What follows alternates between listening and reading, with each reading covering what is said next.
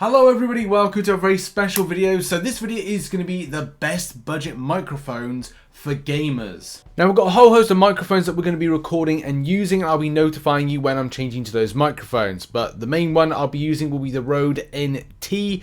This retails for $169 or thereabouts. We'll also be road testing the Samsung CO1U USB condenser microphone, which retails for around about $140. We also have the TONOR Q9 microphone, which is a USB condenser microphone. This retails for $85. It does come with its own arm, but I'm rocking the T20 arm, which you can see right here, nice and sturdy. And to finish off, we got these two little beauties. We got the TONOR TC777, which is available for around about $52.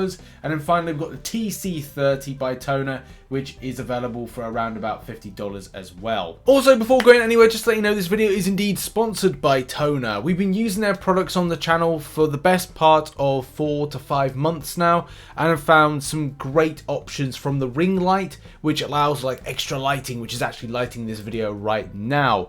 Also, some of the microphones have been making their way into some of our day-to-day lives, with using predominantly the TC30 for lots of different things associated with work and also gaming as well. Check out their products in the link in the description, as well as a coupon code for 10% off. But all of that aside, let's get back to the subject of the video, and that's the best budget microphone for gamers.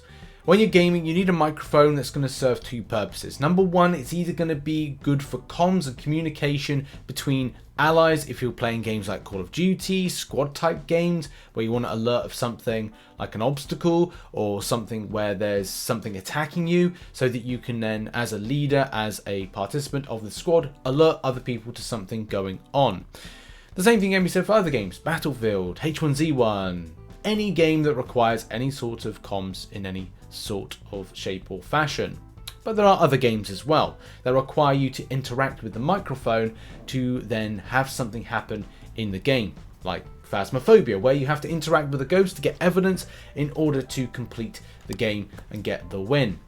Also, there are other games like One Hand Clapping, which requires you to sing, which obviously needs a good microphone in order for you to go through on the platforms. And there are many other games like that as well. And this doesn't necessarily mean that all these microphones are going to be the best for it, because you could need access to your keyboard, and certain microphones may be too far where you're trying to kind of play, and it may pick up things like keyboard tapping, it may pick up other things going on, and that may not be ideal for what you need to do in gaming. But enough talk and more action. Let's take out the Rode NT and showcase some of the footage from things like Call of Duty and other things that I've played in the past using this microphone. Is that building being looted? Yeah, they got from the window.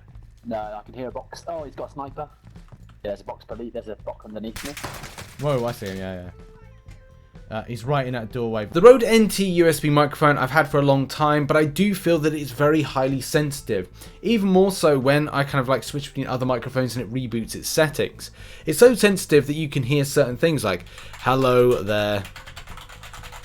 You can hear that being typed. The same way that when I was doing a live stream quite recently, people could hear the construction that was happening next door.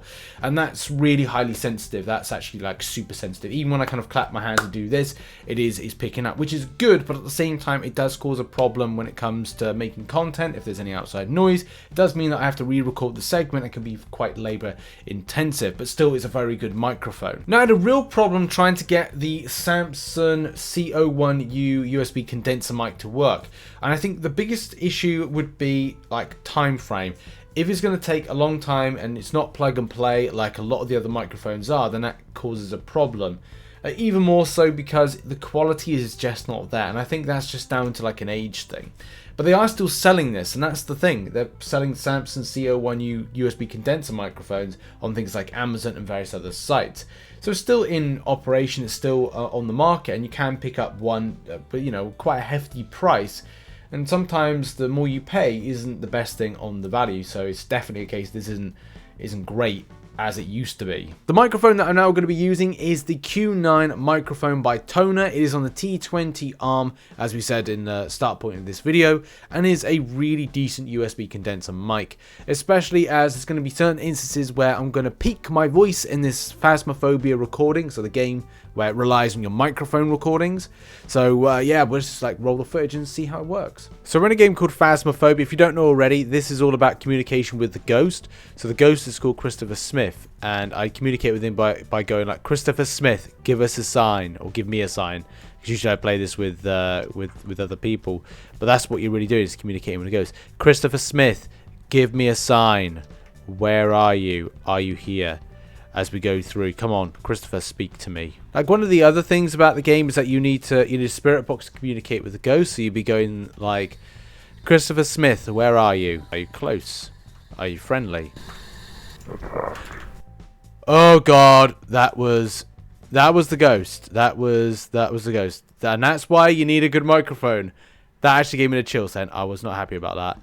Oh, yep, that was a ghost, all right. One great thing the Q9 has, as well as any other kind of microphone that's on an arm, is freedom of movement. So the freedom of movement of being able to move your hand on the keyboard, and also kind of not having the microphone too much in your way. When we review some of the other microphones, where they're going to be situated will cause not a problem, but they'll have to mean that we'll have to change the way that we play games, just so things are a bit more straightforward on the movement and not so much a problem. The TC777 is already becoming a little bit of a problem right now on placement, so I'm moving it around and recording using it at the moment.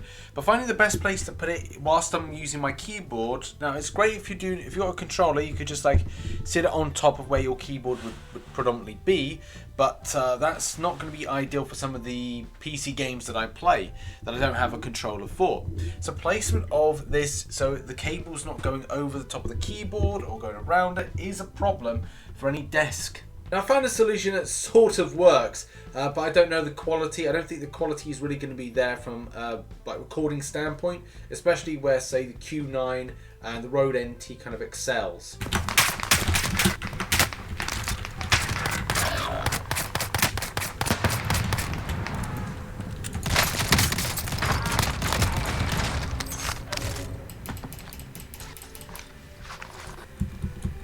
Gotta go. Bit fishbowl-y, innit? Sounds like I'm in a fishbowl. Let's now do a similar thing with the TC30. So the TC30 I've put in a similar position. So yeah, just see that's TC30 there, and it is recording. And then as well, I'll just do a little bit of a sound check on things like the keyboard. Yep. And now I'm going to be doing a bit of recording in Call of Duty, doing another kind of little round as well. But I am finding that when I did the playback just then, I could hear my keyboard quite loudly. And also, whilst I'm recording using this, definitely a lot of background noise, where, say, the arm would be better at cancelling out that noise. So for the people that I'm going to be playing with in a minute, they're probably going to hear, like, you know, a lot of background kind of like tapper, which isn't great, especially if you're doing something like this. And this is why maybe this one, as well as the TC777, are better for podcasts and recording elements. Yeah, so you got some people in that building. You got one person in that building. I don't know if there's another there. Now back to the core subject of this video, is the best budget microphone. Now, TONOR provide a lot of high rated budget microphones, which you can check out in the links in the description. There's a coupon code, by the way. The Q9, which is the one that I'm using predominantly at the moment, I'm actually recording using it, is actually a really high quality microphone, and especially for the price that you pay, it's a steal compared with the $160 that I had to pay for the Rode microphone, which hasn't come down in price since I got it, which was a couple of years ago. So, like, looking at the current technology and what you can get value for money wise, you can definitely see why this microphone is great. You didn't hear little to any noise from the keyboard, which with the other microphones you did, including the Rode NT. And these two here, I kind of feel like they're not brilliant for gaming and more better for like narration, interviews, podcasts and stuff like that. But you can check out some of the ones mentioned in the description down below. There's a money off coupon for TONOR. Thanks again to TONOR for sponsoring this video, and I'll see you in the next one. Bye bye for now.